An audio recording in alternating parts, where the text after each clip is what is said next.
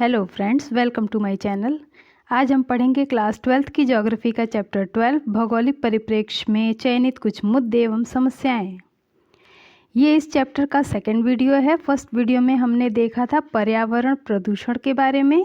आज हम चर्चा करेंगे नगरीय अपशिष्ट निपटान की समस्या, ग्रामीण नगरीय प्रवास की समस्या, गंदी बस्तियों की समस्याओं के बारे में चर्चा करेंगे और इसके अतिरिक्त भूमि निम्नीकरण की समस्या की चर्चा करेंगे। तो आइए शुरू करते हैं आज का वीडियो। सबसे पहले देखते हैं नगरीय अपशिष्ट निपटान यानी अर्बन वेस्ट डिस्पोजल की प्रॉब्लम क्या है।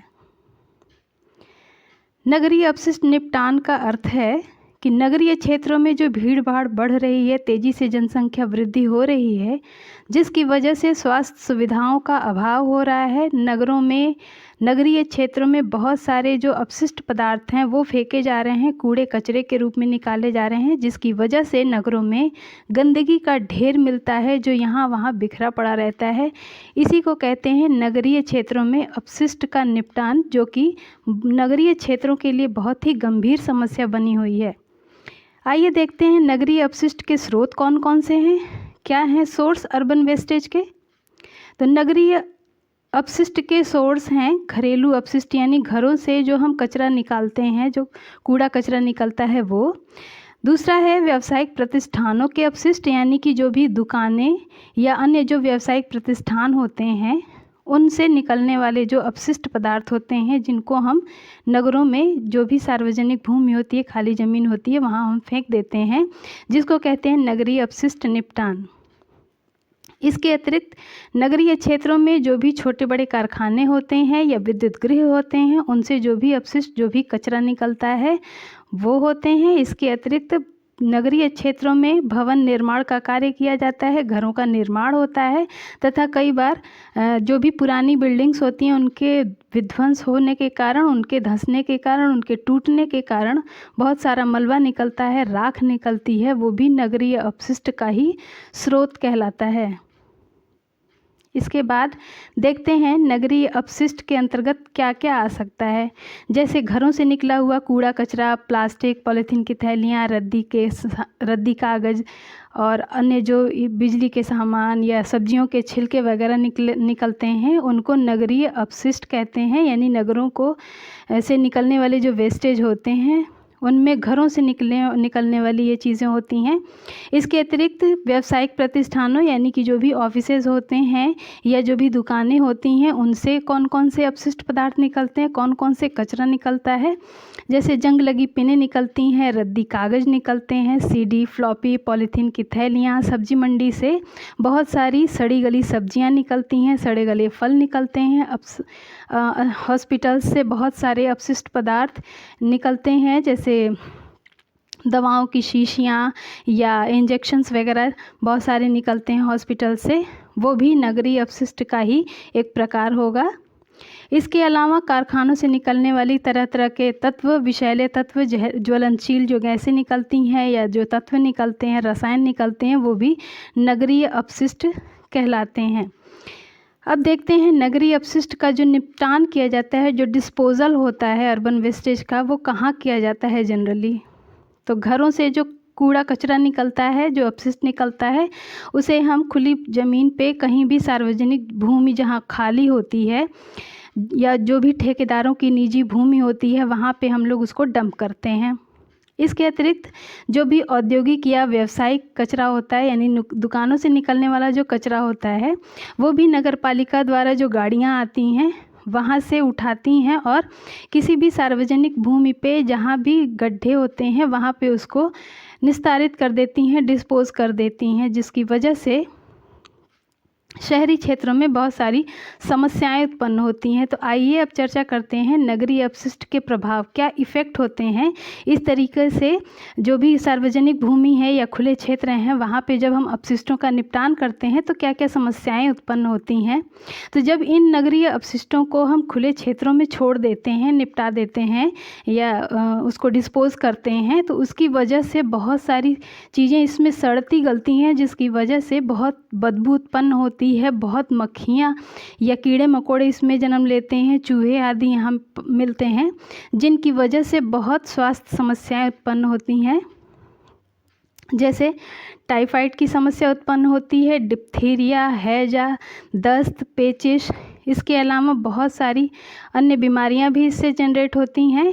और इसके अतिरिक्त हमारा पर्यावरण भी तरह तरह से प्रदूषित होता है, जैसे इन नगरीय अपशिष्टों से जो भूमि है वो खराब होती है।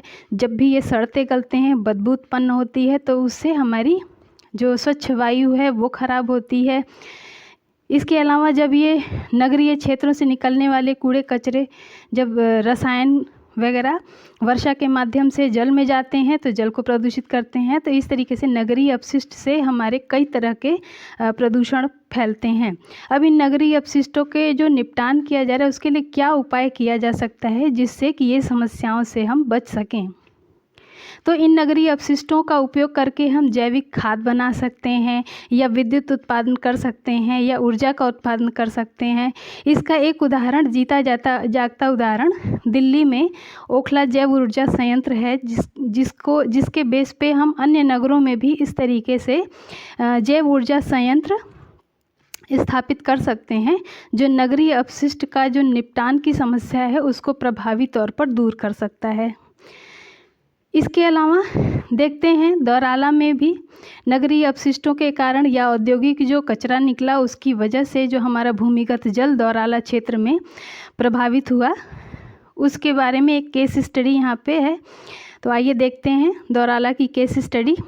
दौराला हमारा उत्तर प्रदेश के मेरठ ज़िले का एक गांव है, एक कस्बा है, जहाँ पे 12,000 जनसंख्या रहती है। इस कस्बे में जो भूमिगत जल है वो भारी धातुओं के संपर्क के आने के कारण दूषित हो गई है, जिसका मुख्य कारण है वहाँ स्थित जो उद्योग है, चीनी मिलें या अन्य जो उद्योग हैं, उनके कारण ऐसा हुआ है। क्योंकि वहाँ से उद्योगों से निकलने वाला जो कचरा था वो बारिश के पानी से घुल के और भूमिगत जल में जाके मिल गया, जिसकी वजह से हमारा जो भूमिगत जल है दौराला का वो भी प्रदूषित हो गया। इस समस्या का पे 2003 में नज़र गई, जब 2003 में एक एनजीओ द्वारा नॉर्मली एक स्वास्थ्य सर्वेक्षण कराया जा रहा था। तब स्वास्थ्य सर्वेक्षण के दौरान ही इस समस्या पे उस एनजीओ का ध्यान गया, और उसी के बाद उस एनजीओ और ग्रामीण समुदाय और जो भी जनप्रतिनिधि थे उन्होंने बैठकर एक बैठक की और इस समस्या का क्या एक टिकाऊ समाधान हो सकता है उसको खोजने का प्रयास किया। और उसके अंतर्गत कई तरीके के उपाय अपनाए गए। तो आइए देखते हैं क्या उपाय अपनाए गए वहाँ पे पारिस्थितिकी पुनर्भरण के लिए, यानी इकोलॉजिकल रिचार्ज करने के लिए क्या मेजर्स अपनाए गए। वहाँ पे सबसे पहले देखा गया कि जो उद्योगपति थे उनसे जब बात की गई, उनको कन्विंस किया गया, तो वो पारिस्थितिकी की जो गिरती हुई दशा थी उसको नियंत्रित करने में उन्होंने बहुत रुचि दिखाई, गहरी रुचि दिखाई। जो गांव के ओवरहेड टैंक थे उनकी क्षमता बढ़ाई गई, जिससे लोगों को पीने वाला पानी अवेलेबल कराया जा सके अच्छी सफिशिएंट मात्रा में। उसके अलावा लोगों को पीने का पानी अवेलेबल कराने के लिए 900 मीटर की अतिरिक्त एक्स्ट्रा पाइपलाइन बिछाई गई, जिससे लोगों को पीने के पानी की कमी ना हो। क्योंकि ग्राउंड वाटर प्रदूषित हो जाने के कारण, पोल्यूटेड हो जाने के कारण सबसे पहली समस्या आती है पीने के पानी की उपलब्धता में कमी हो जाती है। इसके अलावा गांव में तालाब जो भी थे, जो भी सिल्ट से भर गए थे, गाद से भर गए थे, उनको डिसिल्टेशन किया गया, उनका गाद निकाला गया, उसके अंदर जो भी मलबा था, कचरा था, उसको निकाल के उसको साफ़ किया गया और उसमें फिर से पानी भर दिया गया, जिससे हमारा ग्राउंड वाटर रिचार्ज हो सके। उसके अतिरिक्त जगह जगह वर्षा के जल को संग्रहित करने के लिए संरचनाएं बनाई गई, जिससे कि मानसून जब भी आए उसके बाद इस वर्षा जल संग्रहण की संरचनाओं में वर्षा का जल एकत्रित हो सके और भूमिगत जल को हम उससे रिचार्ज कर सकें। और जब भी भूमिगत जल इस तरीके से वर्षा के शुद्ध जल से रिचार्ज होगा तो उसमें जो भी संदूषक होंगे, जो भी पोल्यूटेंट होंगे, वो डाइल्यूट होंगे, उनमें कमी आएगी और हमारा ग्राउंड वाटर धीरे धीरे शुद्ध होता चला जाएगा। इसके अतिरिक्त वृक्षारोपण किया गया, जिससे पर्यावरण का संवर्धन हो सके, पर्यावरण बेहतर बन सके। इसके बाद देखते हैं हम ग्रामीण शहरी प्रवास की समस्या, यानी गांवों से शहरों की ओर लोगों के प्रवास की वजह से क्या समस्याएं उत्पन्न होती हैं। तो पहले देखते हैं ग्रामीण नगरीय प्रवास होता क्यों है। तो ग्रामीण नगरीय प्रवास इसलिए होता है क्योंकि गांवों में गरीबी या रोज़गार के अवसर की जो कमी होती है और शहरों में उन्हीं अवसरों की प्रधानता होती है। रोज़गार के अवसरों की प्रधानता के कारण ही लोग नगरीय क्षेत्रों से ग्रामीण क्षेत्रों से प्रवास कर जाते हैं, जिसकी वजह से नगरीय क्षेत्रों में भीड़ भाड़ बहुत बढ़ जाता है और उसके कारण नगरों पे बहुत प्रभाव पड़ता है। किस तरीके का प्रभाव पड़ता है कि शहरों या विशेष करके जो महानगर होते हैं, जहाँ रोज़गार की अपार संभावनाएं होती हैं, वहाँ उन महानगरों की ओर लोग ज़्यादा अट्रैक्ट होते हैं, जिसकी वजह से इन महानगरों में भीड़ भाड़ का स्तर बढ़ता जाता है। भीड़ भाड़ बढ़ने की वजह से यहाँ पर्यावरण का प्रदूषण होने लगता है और जो भी संरचनाएं हैं उन पे दबाव अत्यधिक बढ़ जाता है। इसके अतिरिक्त वहाँ सामाजिक अपराधों में वृद्धि होती है। वृद्धि इसलिए होती है क्योंकि जो लोग भी महानगरों में रोज़गार के लिए जाते हैं, उनकी आर्थिक स्थिति चूँकि वो अर्धकुशल या अकुशल होते हैं और उनको अच्छे रोज़गार नहीं मिल पाने की वजह से उनकी आर्थिक स्थिति बिगड़ती जाती है और अपने पेट भरने के लिए वो चोरी डकैती, चेन स्नैचिंग वगैरह करना शुरू कर देते हैं या ड्रग्स लेना शुरू कर देते हैं, शराब पीना शुरू कर देते हैं, जिसकी वजह से सामाजिक अपराधों में वृद्धि होने लगती है। इसके अतिरिक्त सामाजिक जो भी इंफ्रास्ट्रक्चर है, नगरीय इंफ्रास्ट्रक्चर जैसे सड़कें हैं या जो भी संसाधन वहाँ पे हैं, उन पे दबाव बढ़ता जाता है और बढ़ते दबाव की वजह से इन संरचनाओं के ध्वस्त होने की संभावना बढ़ जाती है। उसके अतिरिक्त चूँकि इन माइग्रेंट लोगों की जो इकोनॉमिक स्टेटस है वो अच्छा नहीं होता है, इसलिए वे नगर का जो मुख्य क्षेत्र है वहाँ पे ये अपना घर नहीं ले सकते हैं, वहाँ निवास नहीं कर सकते हैं। तो ये ऐसे क्षेत्रों में निवास करते हैं जहाँ पे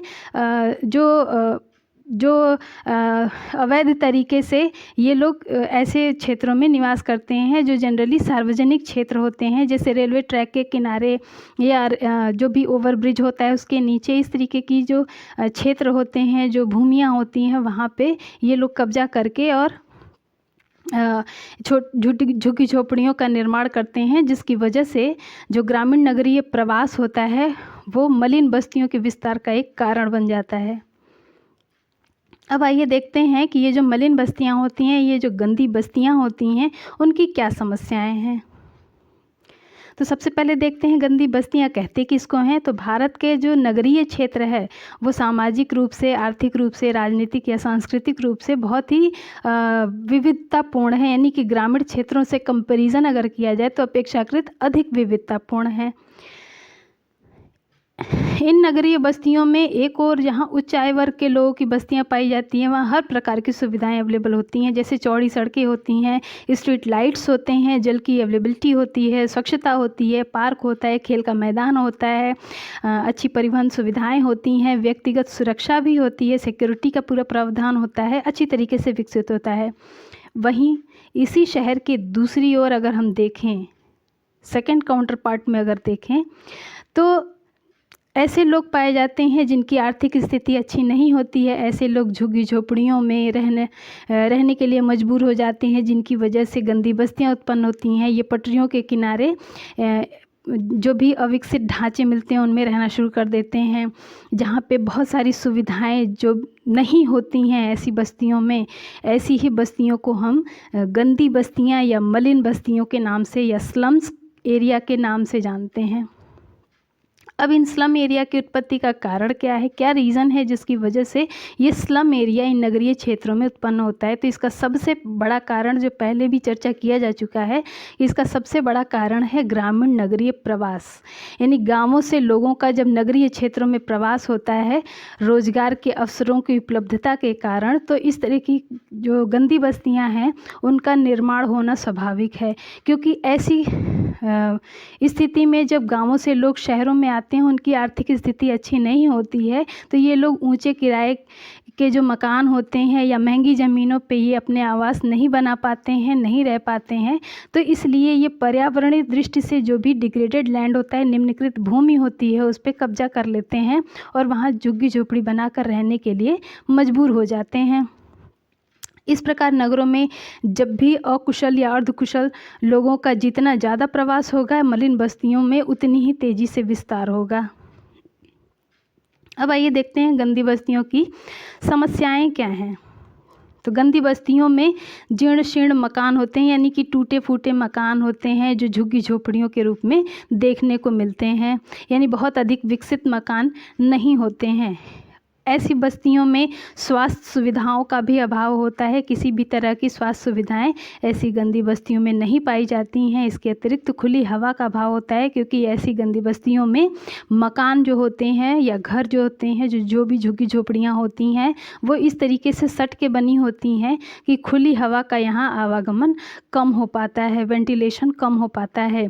पेयजल का अभाव होता है, क्योंकि ऐसी संरचनाओं में चूँकि ये सुविकसित नहीं होती हैं, इसलिए पीने के पानी का यहाँ जनरली अभाव पाया जाता है, कमी पाई जाती है। इसके अलावा प्रकाश की भी कमी होती है, क्योंकि ये आसपास एकदम सटे सटे घर बने होते हैं, जिसकी वजह से जो सुबह का प्रकाश होता है, धूप होती है, वो ऐसी बस्तियों में नहीं आ पाती है, नहीं पड़ पाती है।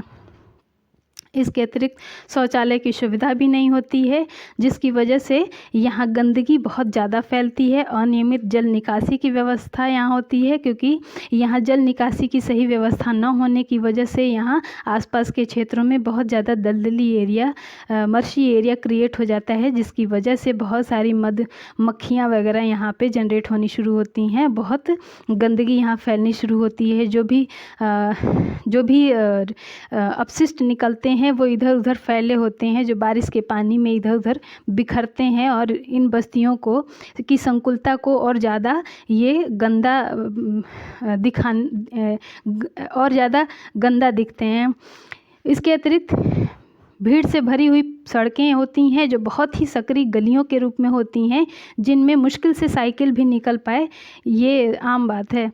इसके अलावा सामाजिक समस्याएं जैसे चोरी, गुंडागर्दी, वेश्यावृत्ति, ड्रग्स, मद्यपान की समस्या भी यहाँ बहुत ज़्यादा पाई जाती है, क्योंकि यहाँ पे लोगों की आर्थिक स्थिति इतनी कम होती है कि लोग अपनी आर्थिक स्थिति में सुधार, या यूँ कहें कि भोजन के लिए भी बड़ी मुश्किल से पैसे जुटा पाते हैं, जिसकी वजह से दो समय की भोजन मिल पाए उसके लिए ये चोरी करना शुरू कर देते हैं। यानी कि इनकी गरीबी इनसे चोरी, गुंडागर्दी और वेश्यावृत्ति जैसी कुकृत्यों में इनको प्रेरित करती है। ड्रग्स लेके ये अपनी जो प्रॉब्लम्स है उससे दूर भागने की कोशिश करते हैं, शराब पीते हैं, और इस तरीके से इनकी जो एक मानसिक स्थिति है वो धीरे धीरे बिगड़ती जाती है।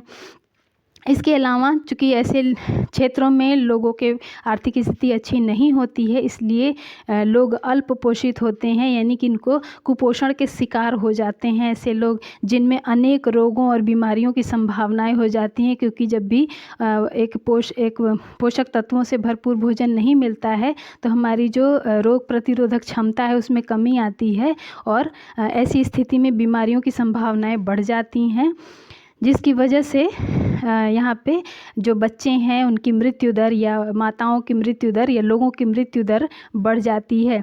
ऐसे क्षेत्रों में लोगों में चूँकि शिक्षा सुविधाएं भी नहीं होती हैं, लोगों की आर्थिक स्थिति भी अच्छी नहीं होती है, इसलिए अशिक्षित जनसंख्या बहुत अधिक पाई जाती है। और इसके अलावा ऐसे क्षेत्रों में जनसंख्या का उच्च घनत्व पाया जाता है, यानी कई बार ऐसा देखा गया कि एक घर में 10-10, 12-12 लोग भी रहने के लिए मजबूर हो जाते हैं। अब इन गंदी बस्तियों को दूर करने के लिए, या यूँ कहें कि इन गंदी बस्तियों की जो भी समस्याएं हैं उनको दूर करने के लिए भारत सरकार ने 2 अक्टूबर 2014 में स्वच्छ भारत मिशन की शुरुआत की, जो भारत में जितने भी गांव हैं और शहरी गंदी बस्तियां हैं उनको स्वच्छ करने और वहां के लोगों की जो जीवन की गुणवत्ता है उसमें सुधार लाने के लिए ये योजना शुरू की। इसी योजना के तहत भारत के गांवों में हर घर में शौचालय की सुविधा, मुफ्त शौचालय की सुविधा प्रदान करने की एक कोशिश की गई, जिससे हमारा जो गाँव है, जो भारत है, वो खुले में शौच मुक्त भारत बन सके। इसके अलावा हम देखते हैं केस स्टडी यहाँ दी गई धारावी, जो कि एशिया की सबसे विशालतम गंदी बस्ती है, स्लम एरिया है। अब इस बस्ती की विशेषता क्या है कि ये जो धारावी क्षेत्र है, धारावी जो स्लम एरिया है, वो केंद्रीय मुंबई का एक हिस्सा है जहाँ पे सड़कें इतनी संकरी होती हैं, इतनी पतली होती हैं कि तिपहिया वाहन यानी ऑटो रिक्शा या टेम्पू जैसी जो वाहन होते हैं उनका प्रवेश बिल्कुल निषेध है यहाँ पे। इसके अतिरिक्त इन गंदी बस्तियों में जो एक मुख्य सड़क गुजरती है जिसको हम 90 फुट रोड के नाम से जानते हैं, जो कि आज के समय में बिल्कुल इस रोड के लिए गलत है, गलत नाम है वो पाया जाता है, क्योंकि 90 फुट का आधा भी नहीं रह गया है ये मुख्य सड़क, जो इतना संकीर्ण हो गया है कि 90 फुट से भी आधा भी नहीं रह गया है। कुछ सड़कें इतनी ज़्यादा संकरी हैं कि वहाँ से साइकिल का भी निकलना बड़ा मुश्किल हो जाता है। जो भी बस्ती है वो उसमें अस्थाई भवन पाए जाते हैं जो 2-3 मंजिलें ऊंचे होते हैं, जहां जंग लगी हुई सीढ़ियां पाई जाती हैं। इस तरीके से यहाँ पे लोगों की संख्या भी बहुत ज़्यादा होती है। एक ही कमरे में पूरा का पूरा परिवार रहता है, एक ही कमरे को किराए पे लेके 10-10, 12-12 लोग एक छोटे से कमरे में रहते हैं। तो इस तरीके से हम देखते हैं कि जो हमारा धारावी है वहाँ पे कितना सब सुविधाओं की कितनी कमी पाई जाती है। जो भी कूड़ा कचरा है वो इधर उधर सड़कों के आसपास, घरों के आसपास छितराया हुआ रहता है, जो यहाँ की जो समस्याएं हैं उनको और बढ़ा देता है। इसके अतिरिक्त यहाँ का जो कचरा निकलता है वो भी असंग्रहित होता है, इधर उधर बिखरा होता है। गंदे पानी के गड्ढे बहुत सारे मिलना यहाँ बिल्कुल आम बात है। अब इतनी सारी प्रॉब्लम्स यहाँ होने के बाद भी जो धारावी है उसका महत्व बहुत ज़्यादा है। ख़ास करके जो भी नगरीय क्षेत्र हैं, ख़ास करके मुंबई जैसा जो क्षेत्र है उसके लिए इस धारावी जो गंदी बस्ती है, स्लम एरिया है, उसका बहुत अधिक महत्व है। क्योंकि यहाँ के जो मुंबई में जो उद्योग हैं या धनाढ्य लोग हैं उनके निर्माण में, यानी कि जो भी धनी लोग हैं जिस एरिया में रहते हैं उस एरिया के निर्माण में इस धारावी का बहुत महत्वपूर्ण भूमिका है। क्योंकि उस एरिया के निर्माण में जो मजदूर, जो लेबर लगे होते हैं वो इसी धारावी गंदी बस्ती में रहते हैं। इसके अतिरिक्त इस धारावी जो बस्ती है, गंदी बस्ती, वहाँ पे सेरेमिक्स का काम होता है, मिट्टी के बर्तन बनाए जाते हैं, कशीदाकारी या जरी का काम भी होता है, चमड़े के जो अशोधित चमड़ा होता है उसका काम होता है, धातु के बर्तन बनाने का या धातु के जो कार्य होते हैं वो होते हैं।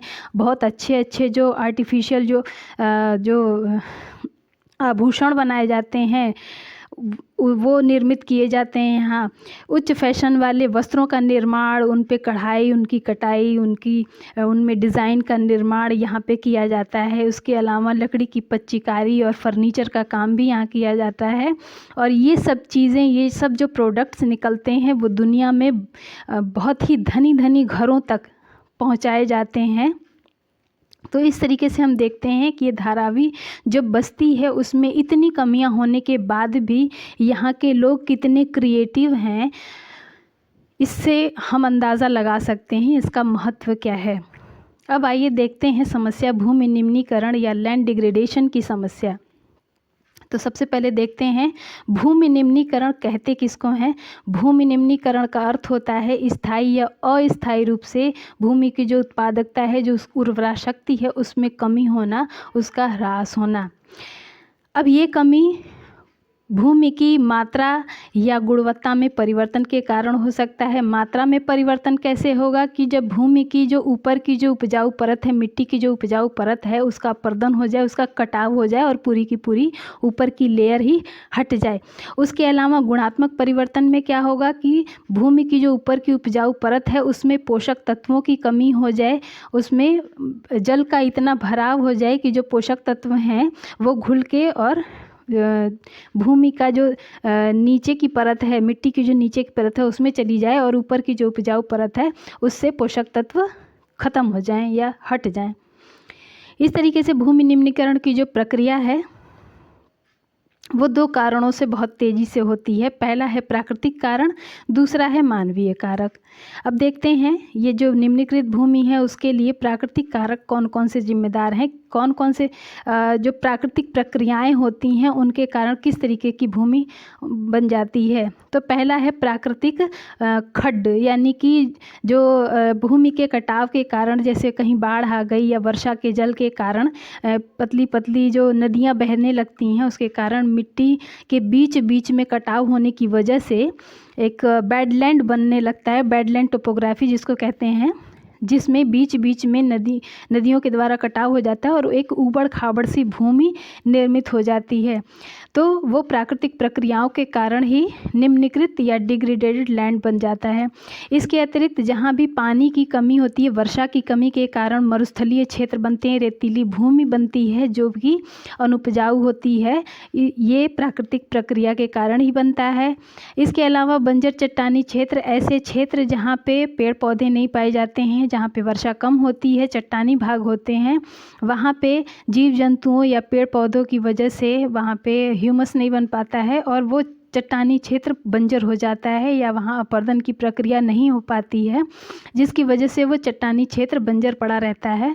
इसके अलावा जहाँ भी पर्वतीय क्षेत्र है, जहाँ बहुत तेज़ ढाल है, ऐसे क्षेत्रों में गुरुत्वाकर्षण की वजह से, गुरुत्वाकर्षण प्राकृतिक प्रक्रिया है, उसकी वजह से जब भूमि का कटाव होने लगता है या मिट्टी का अपरदन होने लगता है, तब जो निम्नलिखित भूमि होती है वो प्राकृतिक प्रक्रियाओं के कारण निम्नलिखित भूमि में शामिल होती है। इसके अलावा हिमानी क्षेत्र, जहाँ पे तापमान इतना कम होता है, वायुमंडलीय जो टेम्परेचर है, तापमान है, उसके कम होने की वजह से ऐसे क्षेत्रों में बर्फ़ जमी रहती है। बर्फ़ जमने के कारण ऐसे क्षेत्र की जो मिट्टी होती है वो अनुपजाऊ हो जाती है। तो इस तरीके से जो बना निम्नलिखित क्षेत्र है वो प्राकृतिक प्रक्रियाओं द्वारा बना निर्मित क्षेत्र के अंतर्गत शामिल किया जाता है।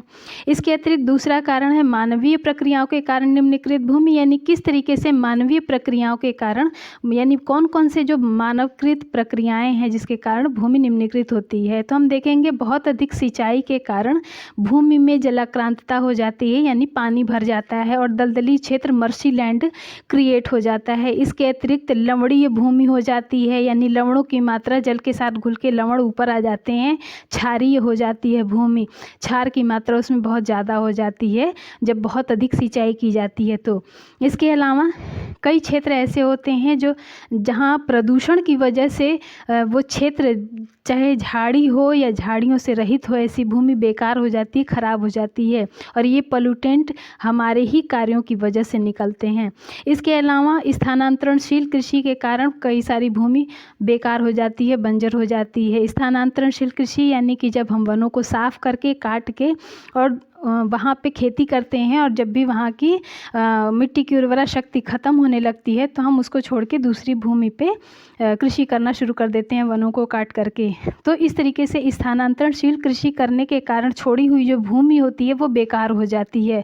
तो वो भी मानवीय प्रक्रियाओं के कारण निम्नलिखित भूमि के अंतर्गत आती है। इसके अलावा रोपण कृषि करने के कारण जब भूमि अनुपजाऊ हो जाती है और हम छोड़ देते हैं तो वो भूमि बेकार हो जाती है। वनों का कटाव करने के कारण जब भूमि बेकार हो जाती है, चारागाहों को विकसित करने, कटाव करने के कारण भूमि अनुपजाऊ हो जाती है, हम उसको छोड़ देते हैं तो वो बेकार हो जाती है।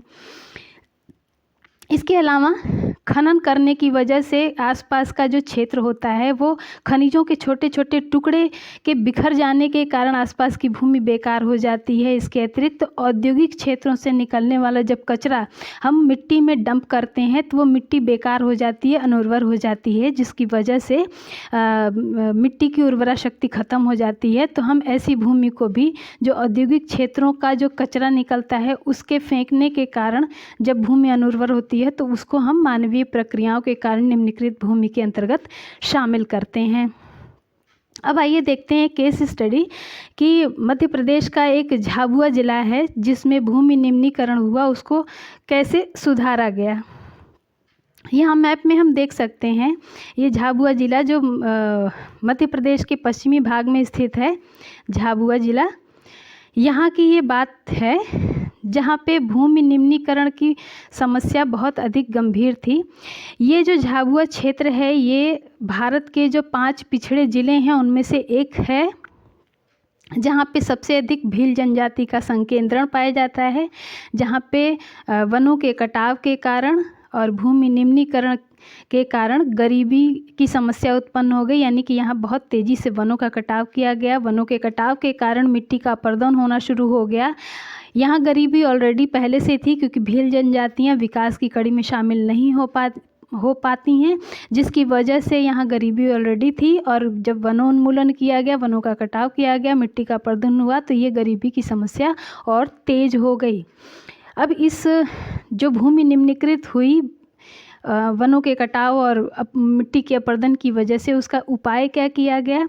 तो उसके लिए ग्रामीण विकास मंत्रालय और कृषि मंत्रालय द्वारा जल संभर प्रबंधन कार्यक्रम शुरू किया गया, वाटरशेड मैनेजमेंट प्रोग्राम शुरू किया गया, जिसके लिए इन दोनों मंत्रालयों ने फंड दिया और उसके बाद से यहाँ पे जल संभर कार्यक्रम शुरू किया गया। इस जल संभर कार्यक्रम में क्या क्या किया गया?